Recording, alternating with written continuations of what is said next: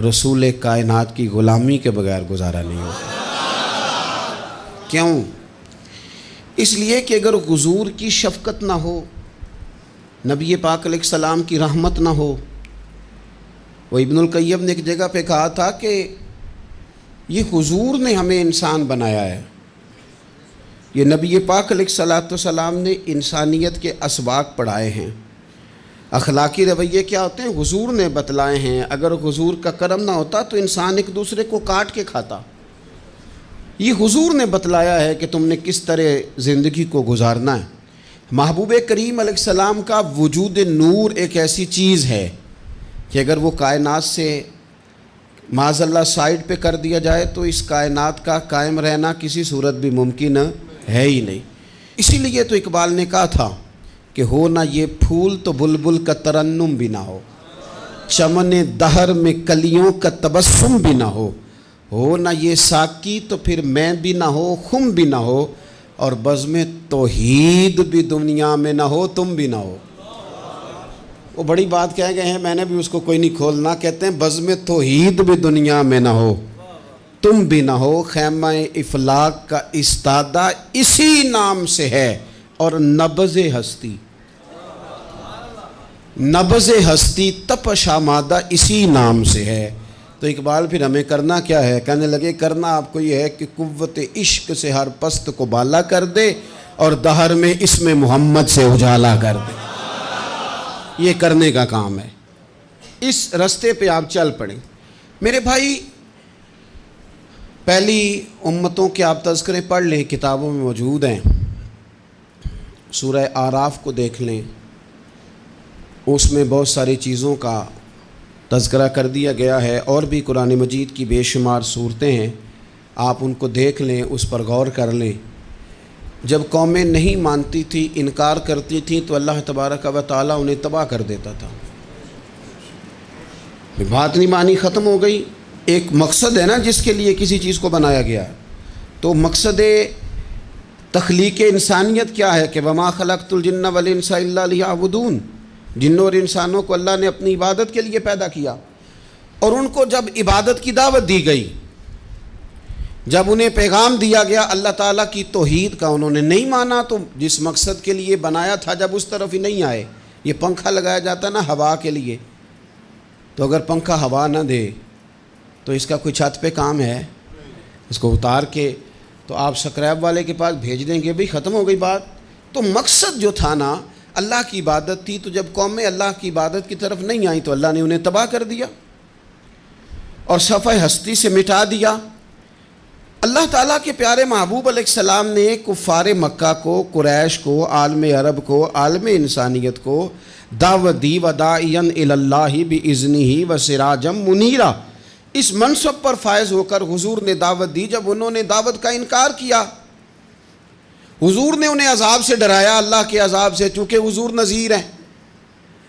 انہوں نے یہ کہا کہ اگر آپ کہتے ہیں نا کہ ہم پر عذاب آئے گا تو پھر آپ وہ عذاب لے آئیں، ہم پہ آئے۔ جب کوئی آدمی منہ سے تباہی مانگے، جب کوئی شخص اپنے منہ سے یہ کہے کہ کر لیں جو ہوتا ہے معاذ اللہ، تو اگر تو سامنے والا کمزور ہو تو شاید وہ کچھ نہ کر سکے، لیکن یاد رکھنا کئی دفعہ کمزور ہوتا ہے تو کچھ نہیں کرتا، تو کئی دفعہ مہربان بڑا ہوتا ہے،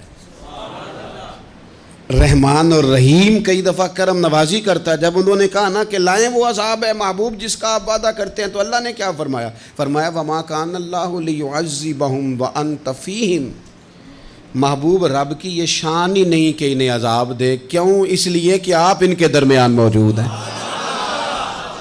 اے محبوب علیہ السلام، اللہ کی یہ شان نہیں کہ انہیں عذاب دے اس حال میں کہ آپ ان کے درمیان موجود ہیں۔ آپ میری بات کو سمجھیں گے، غور کریں گے کہ کافروں کے درمیان اگر حضور موجود ہوں تو عذاب نہیں آتا، تو قیامت میں جب حضور مومنوں کے بیچ موجود ہوں گے، مجھے کہہ لینے دو نا کہ اساں جے ہاں گناہیاں دا جدوں اعمال نامہ فرول ہوئے، پھر ذرے ذرے نے سامنے آ جانا ہے، جو جو منہ تھی بولیا بول ہوئے، اساں بھی کول حضور دے بیٹھ رہنا ہے، لکھ عمل ترکڑی تول ہوئے، او دے کولوں بھی رب نے حساب لینا ہے جیڑا بیٹھا ہی محمد دے کول ہو۔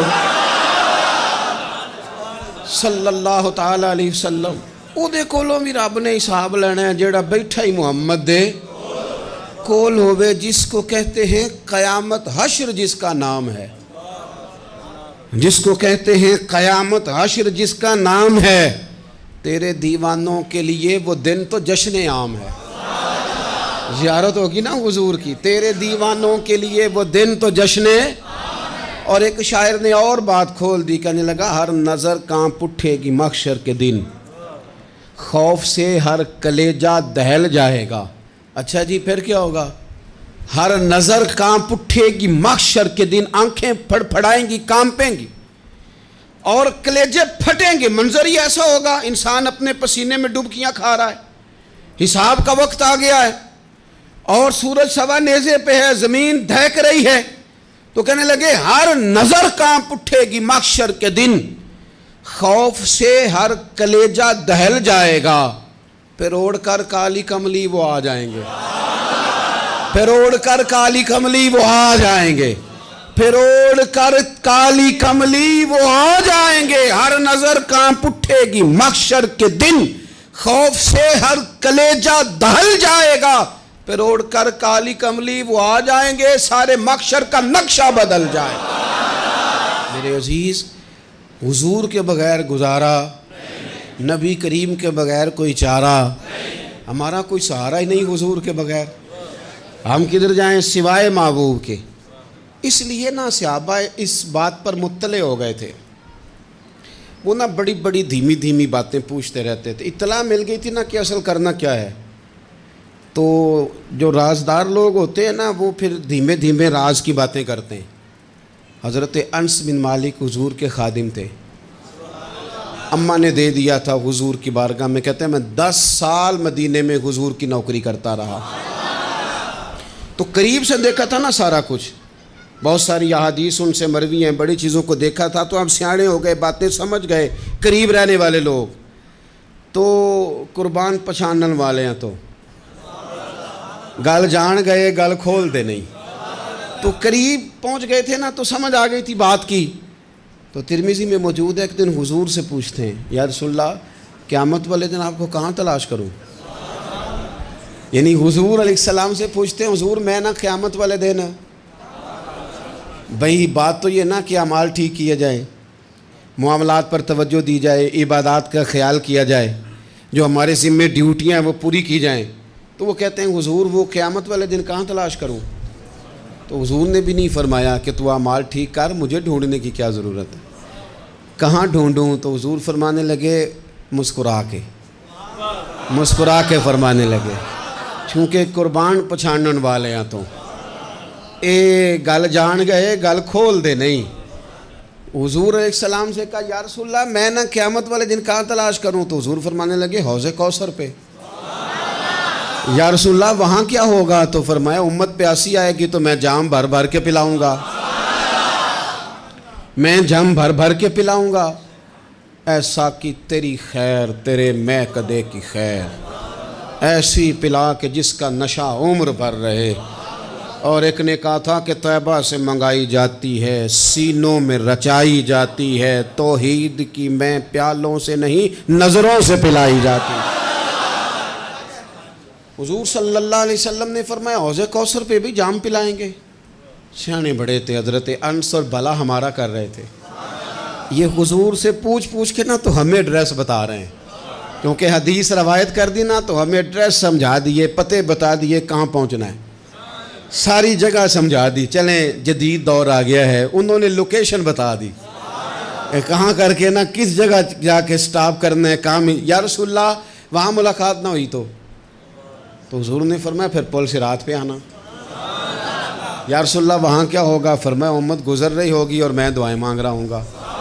रब्ब सल्लिम उम्मती या अल्लाह मेरी उम्मत को सलामती से गुजार दे तो वहाँ आ जाना मैं दुआएं वहाँ मिल जाऊँगा कुर्बान जाएँ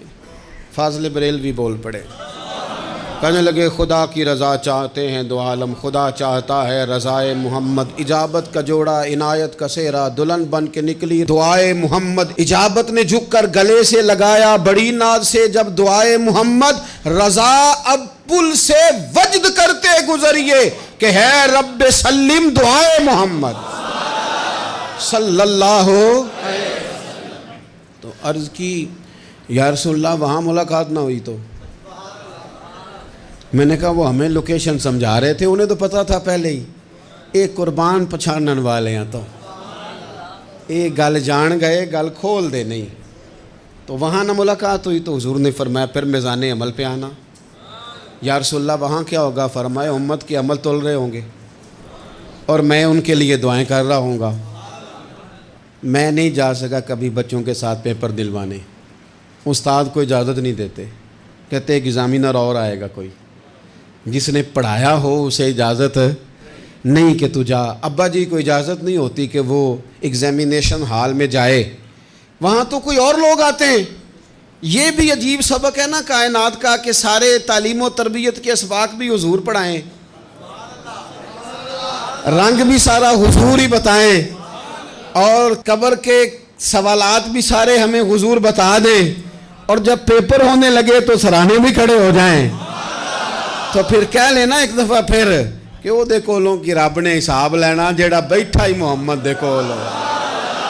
وہ دے کولوں کی رب نے حساب لینا. میرے عزیز ہمارا گزارا نہیں حضور کے بغیر. لوگ اصل میں نا ہمارا مسئلہ نہیں سمجھتے, ہمارا مسئلہ کچھ اور ہے. لوگ ہمیں نا بلا وجہ پریشان کرتے ہیں, کبھی جھنڈے سے, کبھی ڈنڈے سے, کبھی جھنڈی سے, کبھی کسی شے سے, کبھی کسی شے سے, کبھی کہتے ہیں وہ نعت اونچی پڑھ لی, کبھی کہتے ہیں سلام اونچا پڑھ لیا, کبھی کہتے ہیں وہ جھنڈیاں لگا دیں. میں نے کہا آپ کی بات بھی ٹھیک ہے پر ہمارا مسئلہ تو سمجھو نا, ہمارا گزارا نہیں نا بھائی. جو کسے دا عاشق ہوئے او گالو سے دی 100 مکر بہانے کر کے. میں پوچھے ہے میاں صاحب نو مزار تے جا کے کہ مکر کرنے ٹھیک نے؟ تساں آکھیا نا مکر کردا ہے تے حضور ٹھیک نے, تے مینوں لگدا ہے کہ پولا جان دے سے پے کہ سونا راضی کرنا ہوئے تے موڑ ٹھیک نے. حضور نے ایک دن کہا تھا, حضرت ابو سعید خدری نے کہا یا رسول اللہ آپ قرآن پاک کی تلاوت کر رہے تھے, قرآن پاک بڑا سونا پڑھتے تھے نا. تو نبی کریم نے سن لیا, اب کیا کریں دلیل دیں گے تو بات مضبوط ہو جائے گی. حضور نے سن لیا تو بعد میں فرمایا ابو سعید تو بڑا سونا قرآن پڑھتا ہے, رب کے علاوہ کسی کو دکھا کے عبادت کرنی جائز ہے؟ حضرت ابو سعید خدری کہنے لگے سن رہے ہیں مجھے پتہ نہیں تھا آپ سن رہے ہیں, ورنہ میں نے تو اور بنا بنا کے پڑھنا تھا. اب تو مان جاؤ نا, جو کسے دا عاشق ہوئے گل اسے دی کرد ہے 100 مکر بہانے کر کے, 100 مکر بہانے کر کے او دئی مرنے مرد ہے. میرے عزیز ہماری مجبوری ہے, لوگ اس بات کو سمجھتے نہیں, ہماری مجبوری ہے, حضور کا میلاد ضروری ہے. لوگ سمجھتے نہیں بات کو, اس لیے بلا وجہ رٹا ڈال کے بیٹھتے ہیں. بھئی ہم نے تو کوئی رٹا ڈالنا نہیں, نہ سیاست کا, نہ دولت کا, نہ اقتدار کا, نہ کسی اور چیز کا. سیاست دے جھگڑے اساں چھوڑ دیتے, یہ تے محبت دا جھگڑا ہے, یہ چھڑا کوئی نہیں سکتا.